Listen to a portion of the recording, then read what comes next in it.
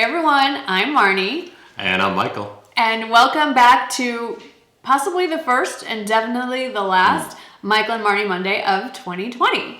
I think it's the first in 2020. It's been a while. It's been a while. Yeah. For those of you who are new and have no idea who this man is, let me fix that for you. This is Marnie's husband, yeah. This is my darling husband, Michael. And if you want to know a little bit about his background, which gives him, I'd say, some qualifications to answer your questions, Michael is a licensed attorney in the state of Texas and Illinois, and is there somewhere else? I think D.C. Okay. Washington, D.C. But he's not going to be giving you legal advice because that is illegal. He is very involved, has been very involved in banking law, real estate law, trial law, corporate law, kind of criminal law. I started my career as a criminal prosecutor, but former assistant U.S. I think attorney. today we're not talking criminal, huh? You just wanted Hopefully to talk not. about financial-related things. But he does have intimate knowledge of finances, investments, stock market stuff. Again, not giving you specific advice because he's not licensed to do that either. Yeah. But what I did was a while back, I went on Instagram stories and asked you to send me your financial-related questions. And for the most part, this handsome man to my left, your right, is going to be answering those questions. I have them all queued up here. Okay. I will warn you in advance. Michael believes very much in education, comes from, his mother was an educator, and so he feels very strongly to give you the full answer. So this will be a long video, and I appreciate that now. All right, I'm just gonna start shooting them out. Okay. Here you go. Do the best I can. Save for kids' college or pay off the house first? I'd have to answer that, I guess, in connection with just us, what we do. And that is kind of a hybrid of both. So Marnie and I really kind of committed to each other even before we were married that, kids were going to be a priority for us. And so even before you gave birth to Jake, I know that I had opened up a 529 plan. So Marnie and I have been saving for education costs, advanced education like college or graduate school, even since the kids were in utero, I would say. That is true. And in combination with that, we also believe strongly in paying off your house as quickly as feasibly possible, especially because right now the interest rates are so low. A lot of brokers and banks will try to lure you into refinancing or getting into a new home with a 15-year mortgage because it's more affordable on a monthly basis. My recommendation to myself, I would say, is just pay off your existing mortgage as quickly as possible. There are various programs that exist during hardship periods where you can modify an existing mortgage into a lower term at a lower rate, short of actually doing a full refi, or refinancing if you're over 15 years left on your mortgage into a 15. So yes, I'm an advocate of paying off your home as quickly as possible. Before saving for college? For us, it was a combination of doing those were super high priorities. If you can't do both. At this point, I would say, education's a big priority, and debt servicing a low interest mortgage is not the end of the world right now. So we're talking about 2.5 to under 3% mortgage rates on the prime. If you're a little bit behind the ball on what may be a current objective, but you may not have kind of planned historically to get things in order with a college tuition, I'd say kind of prioritize that a little bit. I hate to see my kids personally go in debt over education. That's my personal opinion. There are plenty of things in life from Marnie and I's perspective that they can finance and be obligated on, but we just wanted to make sure they were armed with, degrees and not. Well, that goes to another question that says, and I think I'd like to tackle this one. Okay, go ahead. Should parents help pay back student loans? And so I think with all of these questions, but specifically in regards to how you handle your children's education, there is no should. There is no right or wrong answer. It is 100% dependent on every individual situation, every family's decisions, their abilities. There are plenty of parents who are fully capable of paying for their children's education who choose not to for a variety of very noble reasons. Absolutely. So we're not saying you should pay for anything in regards to past the age of 18. However, should parents help pay back student loans only if you told your child you were going to before they took them out? Yeah, I think if a child takes out a student loan and they're in their very, late teens or early 20s, it's not a legal incompetency issue, but it's something along the lines of, I don't know that a young person necessarily understands all the ramifications associated with a financing arrangement, what an interest rate looks like, and exactly how that plays out over the amortized, schedule of of a loan program. There are parents like us, probably of some percentage, and then there's parents who think just the opposite, which is we think, once the kids graduate from high school, they should be responsible financially on their own. We just don't see it that way, and I guess every marriage is going to be different in that regard. I would say the best thing you can do as a parent is give your child advice and how to make good, sound financial decisions. So Definitely. If you're in a situation where you cannot help them with their education, maybe you can help guide them to choose a college or university that makes good financial decisions. So even though they are going to have to go into debt to attend college, maybe it doesn't you have to look at the return on your investment. I mean, if you're going for a degree in teaching, which is a very noble profession, knowing you're not going to make more than, I think, $30,000, $40,000 out of college, wouldn't make sense to go into hundreds of thousands of dollars of debt to get a bachelor's degree in teaching. You might want to guide them into a less expensive, like a state school for undergrad, and save the loans for graduate school, things like that. There's like always things a parent can do to help that doesn't. College for a couple of years. There are a lot of wants. The kids want to go to a school with a football program, and they want to participate in the Greek system. I understand all that, but sometimes there's a circumstance where that has to be deferred. They have to maybe think about working part-time and going to junior college for a couple of years before they can afford to get into a 4-year program. And so that's totally circumstance specific, but it's important for the parents and the kids to be on the same wavelength. Yes. Don't you think? Yes. So they can kind of issue spot. They can determine, all right, what's my situation and how can I best deal with it? This isn't exactly a question, but it's like a phrase, and there are a lot of general questions in this field. Right. This is going to be a minefield to walk through. Here we go. Retirement, mainly stock-based, and concerns with the new president-elect, without making any political statement. Yeah, I can't make any comments about our investment portfolio. I guess I don't want to influence, decisions that people are making. But anything that's pure stock-based is obviously on the risk spectrum, the highest of risk.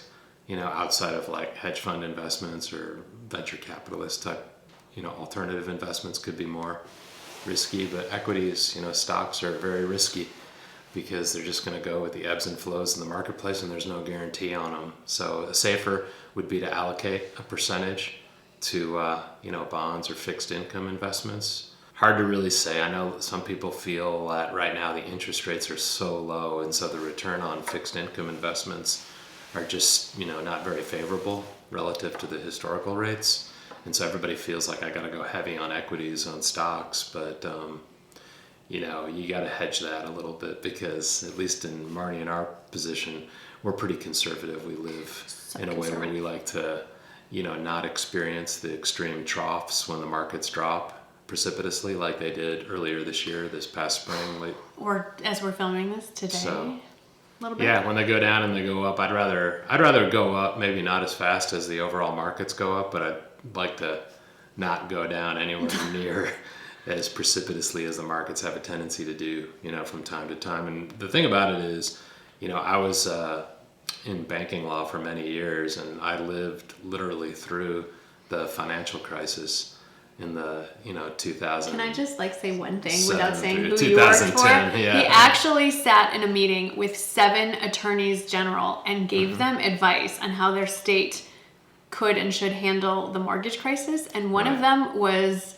now future Vice President Kamala Harris. It was. So they're taking his advice, or didn't. I think I'm probably a little more hypersensitive to things that impact the market because of my personal experience through that and seeing so many people suffer through when the markets, at least on the real estate side, but then on the equities, the stock market really dropped and causes such a terrible effect. And so that really caused Marnie and I think, to agree to when you see the worst of what could happen. Approach. We're not very We're risk averse. We're a little more risk averse. We're not completely risk averse to the point where we're naive. I mean, when there's a low interest rate environment, we are certainly more heavily involved in the equities than we had historically been, but I think it's more circumstance specific. A lot of questions on investing. Okay. I'm going to throw out a few, and then you can decide how to tailor your answer. Tough to answer this. Well, things like, where would you put any extra money you want to earn a good interest rate on? That's a safe place.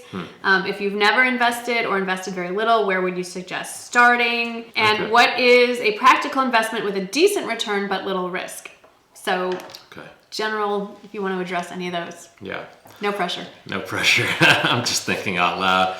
It's important. First of all, I think it probably makes sense for most everybody to not feel like they could make $1 million overnight in Robinhood or doing stuff online really quickly on your own. I mean, if you have the ability to connect, even at an entry level, with some of the larger banks that have some broker-dealer operations, like Bank of America, Bank of America has a Lynch. Merrill Edge program where it's kind of an entry level for maybe people who are Chase just starting has out. one. Yeah, I think All most the of big them do. banks have some sort of entry-level Definitely. investing opportunities. So, you probably want to seek the advice of those folks who are really watching the markets, not just the stocks, but the bond markets and other potential alternatives. But you usually, from our perspective, I think you do want to put it in a way that there's an asset allocation that makes sense to you. So historically, a 60-40 split between equities and bonds was kind of a thumbnail. In these days, because the interest rates are so low, people are thinking that more of an 80-20 split for most people that are still in their working years or have, income earning enough of a nest egg where they're able to earn income off sources, either through work or otherwise. They can kind of ride through. I mean, unless you're really far enough along in your retirement years where maybe you don't have a realistic chance of living all that much longer, you probably want to have some, exposure to the equities, probably more now than you historically would have thought because the interest rates are so low, historically low. So if you had just $5,000 to invest, It doesn't matter the amount. I mean, whether you have $5,000 or $5 million to invest, I don't think it's the number. The concept of allocating it fractionally between different asset classes is really something that you and I have always stuck to. It's what I learned, from my dad, frankly, and it's something that I think makes sense because those numbers, if you're disciplined about it, I guess is the word, you'll see those numbers grow. So it's not the numbers as much as it's the allocation that you got to be comfortable with. And then associated with that allocation, if you're a retired person or somebody made mention about being able to get a return on their investment. So a return could be two things. It could be either just growth, like capital growth that doesn't get realized. It just stays in the investment because you don't liquidate it or reinvest it. Or you reinvest it immediately, or there's growth that you withdraw. So, or you just withdraw, you liquidate and withdraw a certain amount. If you're doing that, like you want to have some income that you generate for yourself, which is nice to have for everybody, but if you're doing that, I think somebody's question was along those lines of, seeing growth, right, either to see it grow or to be able to feel like they can withdraw a portion. Like I was describing 80-20 equity bond or 60-40, those kinds of allocations are something you think about also in connection with how you want to withdraw, what your withdrawal strategy looks like. It's a kind of a complicated analysis that has to be looked at probably with a financial advisor if you're not 100% comfortable with going through all kinds of, spreadsheets to look at. There is what's called a perpetual withdrawal rate and a safe withdrawal rate. I've talked about it with Marnie. It puts her to sleep when I talk to her about it. It's good but to know. Those allocations have to be looked at in connection with withdrawal rates and when withdrawal rates go into effect in terms of your age and your likelihood of, That's if you surviving want certain to years. pass on the principal down to somebody else. Okay, so there's a safe withdrawal rate, which brings you down to zero at what you approximate. Is your death. Going to be your death point. Like if you have, or let me there's just a explain perpetual it withdrawal in rate. Influencer terms. If you Alright. have this big bucket of money invested, you have to figure out how much you can pull out per year to last you until you think you're going to die. The goal is not to zero it out before you die. Yeah, Then there's the other that's option. the safe withdrawal rate, and then there's a perpetual withdrawal rate, which might be appealing for other people for whatever reason, and that is to continually grow your assets while at the same time being able to withdraw a portion of it. Buying versus leasing cars, which Okay. do you think, I got this, which do you think is a better financial decision and Wow. why? We did a whole video, just one video on Well- that. So I'm going to, because we want to save the time, I'm Okay. going to link that video I below. might have a different opinion about it with the interest rates being so low, but That's true. it depends We on do what your both. objective is. We do. And we're not going to get into that whole thing right now. The only thing I'd say about a car, if Yes. I can make Go one ahead. comment, is Your show. the challenge for a car is that it's a really bad investment unless you're buying a collector's item, which nobody Nobody's is really. buying. So you know what I'm saying? It's a bad investment. It's relatively illiquid and it depreciates immediately. And so the question is what's your tolerance in terms of parting with money in return for this vehicle? And I know it's got a cool badge, it looks good, it's got some bells and whistles, but the reality is it loses value quicker than most any other major purchase that you're ever going to make in your life. Yep. And its resale value at the end of whatever term or however long you want to hang on to it is not real great anyway, relative to what you could reasonably do by investing a lot of that money that you used to part with to buy that vehicle or lease that vehicle in a different type of way to invest money. So it's hard to look at it as a good investment. I look at it as a bad investment. So the question is, how do you mitigate against that bad investment? A few questions about the bucket system that he's talked about. Yeah. We've done quite a few of these videos. I have a whole playlist. I'm going to put a link to the playlist in the description box, and I'm going to break out each individual video and topic and link those as well down there. So you can see what we've already discussed and goes way more into depth. Here's a very simple question that I am going to answer. It is, saving up for a wedding we're paying for ourselves while living paycheck to paycheck. What is your advice? Okay, I have never been one to dance around the subject. So if you're coming to me for advice, you're going to get a very straight answer. And the answer is you shouldn't be planning a wedding that requires that level of investment if you're living paycheck to paycheck. I'm a big believer. I was a sociology major way long ago, and one of the first things we learned about was Maslow's hierarchy of needs, where you've got the pyramid, and at the bottom of the pyramid, the base of the pyramid, are the basic things you need to live: food, water, shelter. And then as you go up the pyramid, the needs become less concrete and more abstract. And a beautiful wedding is way at the top of the pyramid, and if you're not satisfying the stuff on the bottom of the pyramid, then you have no business looking for the top. So my answer is it's one day.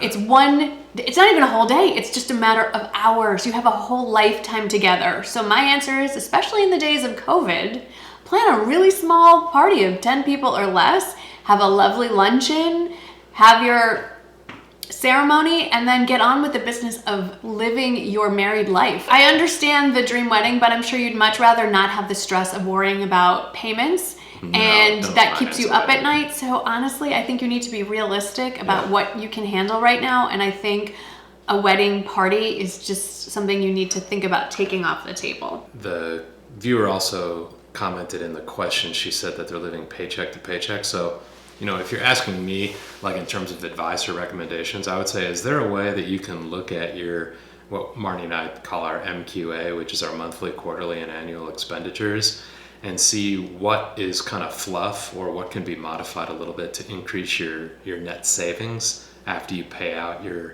so you're not feeling so paycheck to paycheck oriented? Is there something about your lifestyle that can be analyzed more critically so that you can maybe put a little bit more cash aside for a wedding day or a honeymoon or something? True. Or, even to the extreme of, where do you live? Do you live somewhere where the cost of living is so high it's impossible to have extra at the end of the month? Maybe you need to think about relocating to a place that has lower cost of living costs. It's one of the many reasons we decided to stay in Texas. Is the cost of living is astronomically less than other places. People are just figuring that out now. They're all showing up here from the higher lifestyle and cost of living states. All right, we have time for one last question, which makes it look like we're going to have to do another one of these in January. I know how much you love being in front of the camera. Oh man, I'm trying to be behind it. I know. I'm a behind the scenes kind of guy nowadays. All right, here's the last question, and it's, I know Michael made good money, but with retiring so early, do you live on a strict budget? And I'm going to let Michael finish the answer, but I'm going to start out with, from the get-go, when he was an officer in the military, and I worked for 1 year of our marriage, and then as a stay-at-home mom. You were a good teacher for we have always lived on a strict budget from the get-go, and the size of the bucket has changed over time, but the concept of living not just within our means, but well below our means in a strict budget has always been a factor in our marriage since we were 24 and 26. Absolutely. And now you take it away. So, okay, what was the question? Getting back with to retiring so early, do you live on a strict budget? It really hasn't changed. Even when I was getting a paycheck through a W-2, like as an employee, or a K-1 as a partnership, like in firms, we always netted that out at an amount that was far below what we could have otherwise spent, like in terms of housing or like Marnie indicated earlier, we chose to live and stay in Texas. We had an opportunity, Marnie remembers, we were really close to moving to 2 places. the western suburbs of LA, like and DC. Yeah, in DC, and we had realtors that were taking us around. These were for one of them was for a promotion at a firm that I was at, and it was going to be a great promotion in terms of the job itself. But we'd been living in San Antonio suburbs basically, and when we went out to LA County and tried to approximate the house and the type of lifestyle that we had grown accustomed to, it became, I think we were at a place finally where it was close and we felt like we could do it. And then we asked the realtor, what does this look like? Because I was going to work downtown.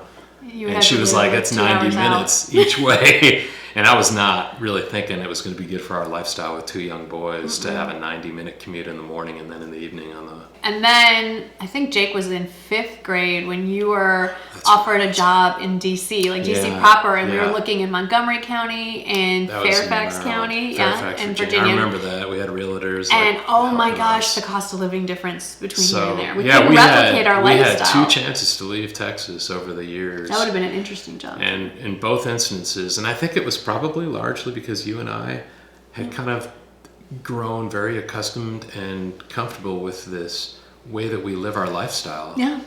And, we were in a situation where we owned property here, real estate, and we had kind of a set expenditure that we knew was going out every month and every year, and it was way below.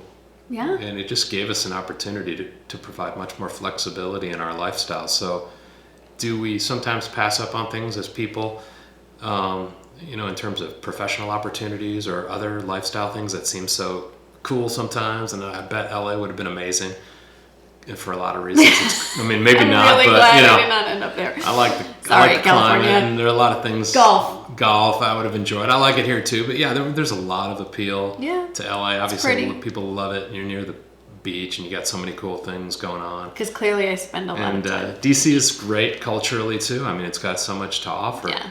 And maybe San Antonio doesn't have as much to offer on a day-to-day kind of basis, but Marnie and I have gotten accustomed to it, and we've grown really fond of being here. It's our home. We raised our kids here, and we decided that it was going to give us the most flexibility. Anyway, the point is whether or not we lived on a strict budget, always. And that budget has helped us with a lot more wiggle room. There was less wiggle room in the beginning when we were young and early in our careers and early in our income earning potential, and that living below our means has allowed us to live very comfortably now that we're in our 40s. You're almost 50. And if we had moved to some of those locations, yes, technically on paper, we would have had a higher income, but we would have had much higher expenditures. And so we would actually be living not as easy a day-to-day life. And we should say, somebody has mentioned about retiring relatively early. I understand. Yes, you did. Question. Maybe it's something people think about, or even if you don't retire completely, you still may want to have the flexibility of not having to go work for somebody else. That's, very appealing, believe me. Yes, I know. It was a decision that I was motivated by for, many years, but it takes a lot of planning to do that. And it requires getting a handle on your expenditures, and so that you're only taking a small fraction of whatever you're earning from somebody else to pay for your lifestyle, so you can then discipline yourself to invest that money and create a nest egg. The reality is you've got to be able to kind of hold off on accessing cash immediately if it can be invested in other places. That's an important So I think you just added another line item, which is when you're thinking about retirement, you should be thinking about retirement the day you work your first job. Oh yeah, you should be putting an exponential amount of percentage aside. It should be a lot, in the multiple tens if possible. And then you net yourself out after taxes and investments. And if you have other things, you net it out. A few people asked if we follow Dave Ramsey's advice. Unknowingly, we have followed many of his guidelines, particularly that bucket system and paying in cash and not using credit. We don't align 100% with his philosophy. I don't really know. I haven't studied it at all. I know he's really against leasing. He is? Yeah, okay, well, I'll have a conversation with him. What's his background? So we got so into talking about everything. I don't even know when the camera turned itself off. At one point we were talking about if we believe in Dave Ramsey or not.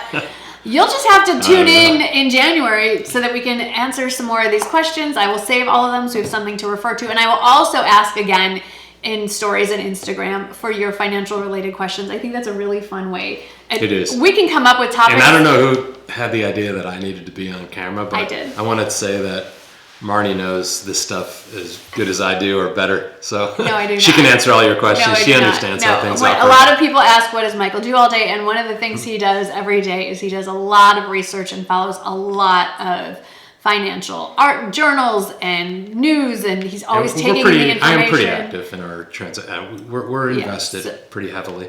I'm not a day trader or anything like that, but I'm very active. I'm an active manager of my portfolios. Right. So he is fully immersed in that world of finance, and so he is far more capable of having this discussion than I am. I'm really good at spending money, not so good at investing and saving. So thanks for hanging out with us for our first and last Michael and Marnie Monday, or Marnie and Michael Monday. I don't know what it is, but here we are.